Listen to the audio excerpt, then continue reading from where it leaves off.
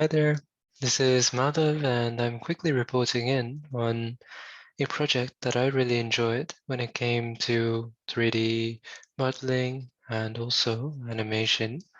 I, as a huge fan of Wall-E, was very excited recently to finish making Eve from Wall-E and having Eve animate a few movements.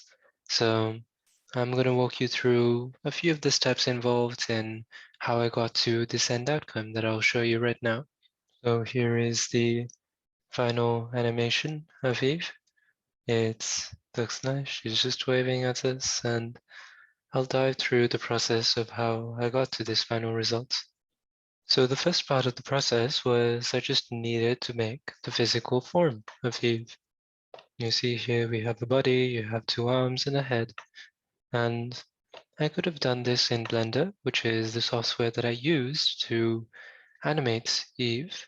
However, I don't know, Blender is a little bit difficult to work with, so instead I'm in Fusion 360 here, and really all I did was I used Fusion 360's sculpt environment, where I literally just start with a box and I use one box for each of the arms, one box for the body, and one box for the head.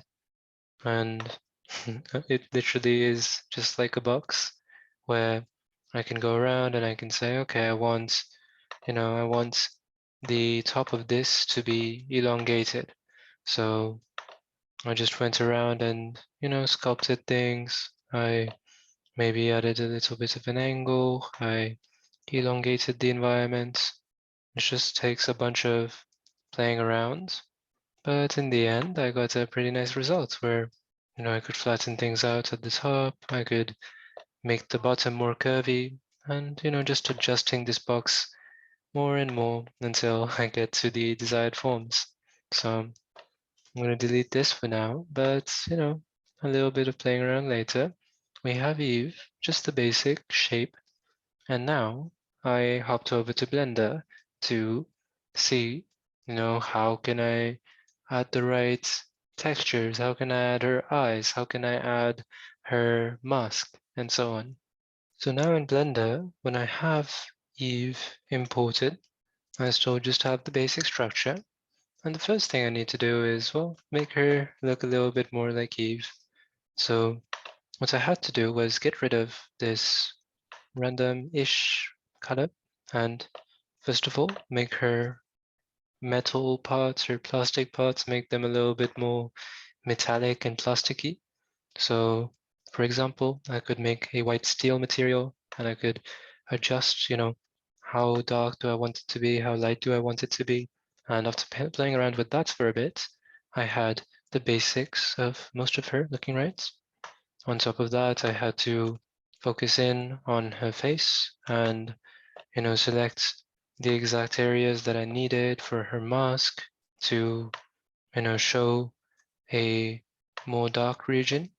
So for example, I could temporarily create a new material here, and I could make this one a whole lot more dark to show that it is her mask. Obviously, this doesn't look like a great mask, but with a little bit of iteration, I was able to make some progress. So if I go over to the actual version of Eve I have now, you can see that I gave her some eyes and she now has a better looking mask. So that's very nice. I was able to use Blender and specifically Blender's materials to be able to get Eve to have the right appearance. Then after I was done with the raw appearances, I had to get Eve actually moving. I had to get Eve ready for animation.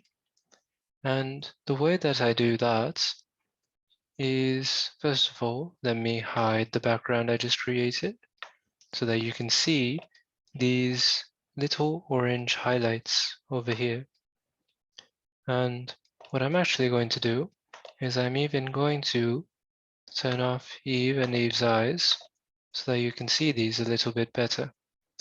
So what these little triangles are, they're like bones in Eve's body. And what I can do is I can then say move these bones individually. So let's say I wanted to move the head bone, then I could choose the head bone and then I could go and move the head bone. So you can see I have the head bone here selected.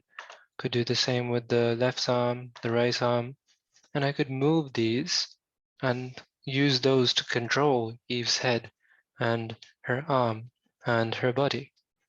So if I go back and enable Eve and her eyes, you can see here what I can do is I can, for example, take this left bone,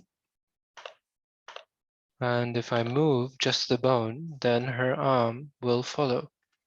So you see I'm rotating her arm now, and if I move the bone another way, you can see I can move Eve using these bones. So now I was able to have Eve's appearance and her motion. All that mattered was just going and animating her.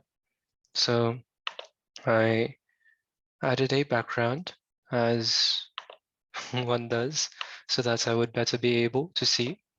I added a specific camera so that I could look at the animation. Here we are. I added a few lights. Those are these little circle looking things so that, you know, when I get back the final image, it looks a little bit like this. It looks nice. You know, you have lighting, you have shadows, you have reflections. And then it was just a matter of adjusting the bones quite a bit so that, you know, maybe, for example, Eve starts spinning around or raises her arms, or she goes and starts to tilt her head or waves. So I just take the bones, move them around, and use that to make the animation. And for the end results, I can show you a few of the final outputs. So the first animation I made of Eve, it was just Eve waving, which was a easier animation. So I'll just play here.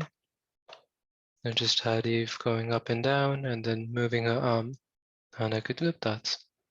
And then the second one was a little bit more complicated. It was a bit more of a sequence, as I would say, where Eve goes and she spins around, rises up, tilts her head, and then waves. So it was very nice to see these animations as a final output, and I'm very happy that I got to play around with this project. Looking forward to the next animation.